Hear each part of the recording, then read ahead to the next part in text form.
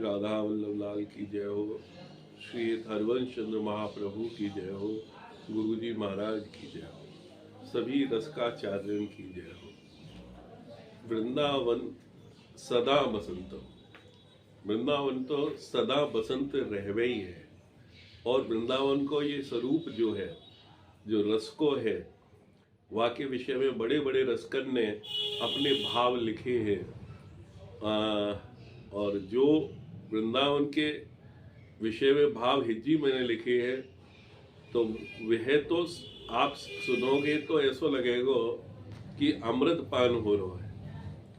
और वहीं से, वही रस के स्रोत से आगे बढ़ के जब ध्रुवदास जी महाराज ने वृंदावन सतलीला लिखी है, वह को भी बड़ी सरल पंक्तियों में उन्होंने वृंदावन को परिभाषित करते हुए यहाँ की उत्सव को, जैसा माहौल बसंत पे सारे जग में हुए, वह वृंदावन में किस प्रकार रोज जगमग रहे वह बताया है। तो यहाँ पे जो कही गई है वो पहला हम आपको बतावे, बन है बाग सुहाग को राखो रस में पाग, रूप रंग के फूल दो। बन है बाग सुहाग को, यानी कि ये जो बन है, ये बन नहीं, एक तरीके से बगीचा है। बन और बगीचे में थोड़ा अंतर आ जावे, यहाँ थोड़ा बाको माली भी रहवे। बन है बाग सुहाग को, और ये सुहाग को ही बाग है। जैसे सुहागन स्त्री 16 श्रृंगार करे, ऐसी सुंदरता लिए हुए। बन है बाग सुहाग को राखो रस में पाग। और वह भी एक बात हुई। अब दूसरी बात में क्या कह रहे हैं कि इसको भी रस में पगा रखा है। जैसे रस में आप बालूशाही वगैरह देखते होगे, चाशनी में डुबो ही जावे, ऐसे वह रस में जो ठाकुर जी को रस है, बा में पगो हुए हैं। और रूप रंग के फूल दो, रूप के और रंग के दो फूल। और यहाँ पे रूप और रंग, रूप जो आप आकार से भी कह सको कि ये छोटो है, ये बड़ो है, ये ऐसो रूप है, ऐसो रूप है। और रंग तो नाना प्रकार के, रूप रंग के फूल दो। और ये एक नहीं, यहाँ पे फिर उन्होंने युगल उपासना की पद्धति से दो बताए हैं। रूप रंग के फूल दो, प्रीत लता रहे लागे। यानी कि प्रीत की लता लग रहे हैं।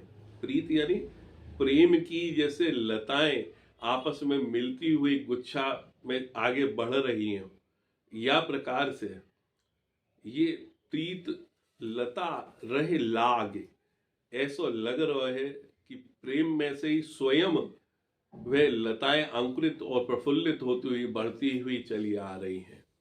और याके आगे क्या कहें, छिन छिन बन की छवि नई। जो क्षण क्षण में बन की जो छवि है वह नई है। नवल युगल के हेत, और वो भी किसके लिए है, नवल युगल। क्योंकि यहाँ पे ठाकुर जी की जो अवस्था बताई गई है वह नित नवीन ही है, नवल है युगल। हमारे लाडली लाल ऐसा ना है कि ये इतने वर्ष पुराने या इतने वो। और कभी कभी तो इनकी प्रेम की जो हिज्जी महाराज की हम अमृतवाणी में बता रहे कि एक देश दूसरे को देख के चकरा जामे कि आज जैसे पहली बार मिले हो।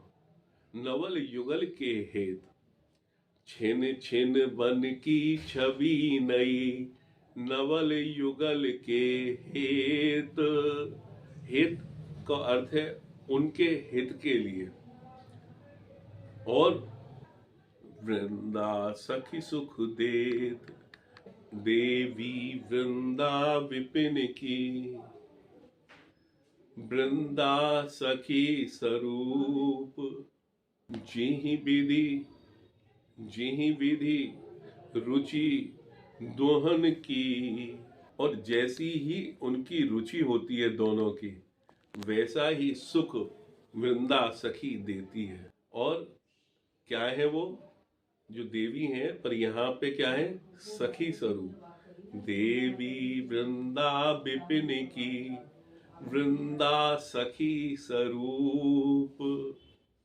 और ये स्वरूप लेने के बाद में वह किस प्रकार से वहां पे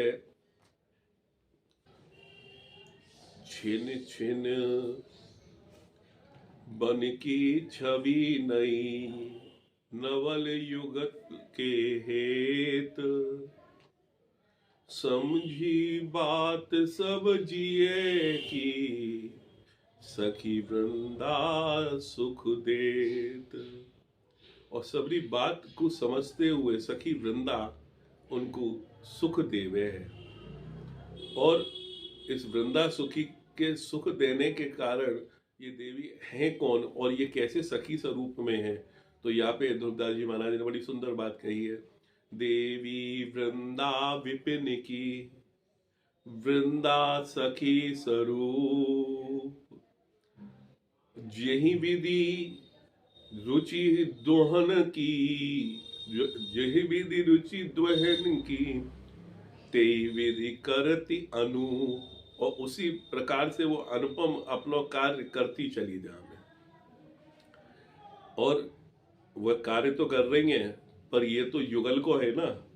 विपिन राज राजत दिनहि, विपिन यानी कि युगल को जो राज है, आनंद बरसत पुंज, और आनंद को समूह बरस रो है। वह कैसे बरस रो है, आनंद बरसत पुंज, मधुर मधुर कल कोकिला, मधुर मधुर कल कोकिला, जो कोयल है उसकी मधुर मधुर आवाज आ रही है, मधुर मधुर कल कोकिला।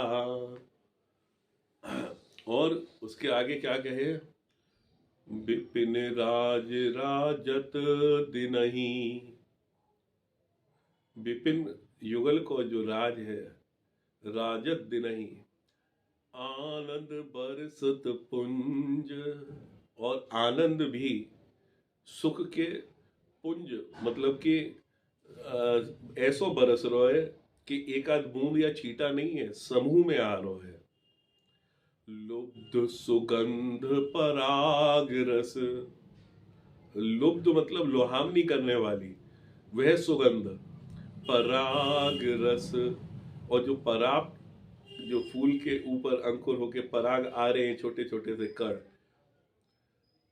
तो उनके विषय में क्या कह रहे हैं, लुब्ध सुगंध पराग रस, मधुप करत मधुगुंज, मधुप यानी कि भौरे उन पे गुंजार करते हुए चल रहे हैं, ऐसी वृंदावन की शोभा बता रहे हैं। मधुप करत मधुगुंज, और यही चीज को आगे बढ़ाते हुए वह क्या कहते हैं, हित सो त्रिविध समीर बहे, हित सो त्रिविध समीर बहे, यानी कि ठाकुर जी को, प्रिया जी को जो हित है वह देखते हुए पवन भी त्रिविध से बह रही है, तीनों विधियों के साथ में। हित सो त्रिविध समीर बहे, और जैसी रुचि जेहि काल, हित सो त्रिविध समीर बहे, जैसी रुचि जेहि काल, जिस समय पे जैसी उनकी रुचि हो रही है उस समय पे उस प्रकार की समीर या पवन बह रही है। और यहाँ पे क्या कहे मैं, मधुर मधुर कल कोकिला, मधुर मधुर कल कोकिला, कूंजत मोर मरा, और कोयल के सुर और मोर और आदि पक्षियों के स्वर वहां पे सुनाई दे रहे हैं उस बसंत में। ऐसो वहां को ये स्वरूप बताया गया है। अब या स्वरूप में यमुना जी के बारे में क्या कही है उन्होंने, यमुना जी के बारे में कही है, मंडित यमुना वारियों, मंडित यमुना वारियों, यानी कि ऐसी यमुना जी को बलिहारी करते हुए कह रहे हैं, मंडित यमुना वारियों राजती, जो इस तरह से राज कर रही हैं, परम रसार, और अति सुदेश शोभित मनो, अति सुदेश अतिरिक्त रूप से सुंदर देश, सुदेश शोभायमान हो रहा है, शोभित मनो, और मानो किस प्रकार से, नील मणिन की माल, कि उस वृंदावन को जहाँ पे ये यमुना महारानी अपनी रसरानी बह रही हैं, रसरानी के रस में ऐसी जो प्रकाश से मणियन की सी चमक आ रही है, और नील मणियों की माला इस वृंदावन ने पहने रखी है। ऐसो ये वृंदावन को स्वरूप बताया गया है। या कि आगे क्या कहे हमें, अरुण अरुण नील सित कुल कमल, अरुण यानी कि लालिमा लिए हुए सुबह की अरुणता के साथ में ऐसे कमल, नील सित अलग अलग रंगन के, कमल कुल बहुविधि, मतलब कि बहुत से रंगों के, बहु रंग, ऐसे रंग लिए हुए हैं कि हम उनकी गिनती भी ना बता सके। और बाकी आगे क्या कहे, क्या लग रहा है, वृंदावन पहरो मनो, वृंदावन पहरो मनो, वृंदावन ने पहन लिया है, क्या पहन लिया है, बहुविधि बसन सुरंग, कि बहुत से सुंदर रंगों को उन्होंने धारण कर लिया है। यानी कि जो अलग अलग कमल खिले रहे हैं, अलग अलग जो भौरों की गुंजार है, जो कोयल की कूक है, मोर मराल नाच रहे हैं, और यमुना जी मंडित करी हुई है, ऐसे वृंदावन के स्वरूप को यहाँ पे ध्रुवदास जी महाराज ने बताया है कि ये तो हमेशा यहाँ वृंदावन है। और उसके लिए भी वो कहते भी हैं यहाँ पे कि ऐसे को क्या कोई छोड़ सकता है, ऐसे रस में रहे सदा, ऐसे रस में तो हमेशा रहने वाले, एकदम ऐसे ही रस में रहे सदा,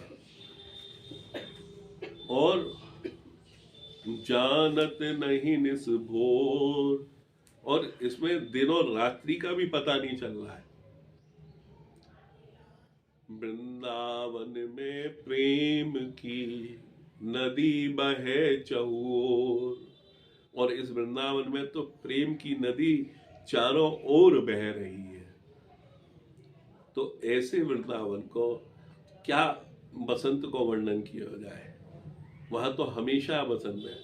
और तो और उन्होंने बहुत सी बातें कही हैं, वहां से आपको वीडियो थोड़ा सा बड़ा हो जाएगा, क्योंकि वहां पे तो उन्होंने बताया है कि हेममयी अवनी बनी, मतलब स्वर्ण की तो भूमि बता दी है, रतन खचित बहुरंग, और रत्न भी बहुत से उसमें भरे हुए हैं, और चित्रित चित्र विचित्र गति, छवकी उठत तरंग, और भगवान के उधर वहां पे श्यामा श्याम के चलने से उन मणियन में जो चित्र प्रतिबिंब बन रहे हैं, वो छवकी एक से एक तरंग बन रही है।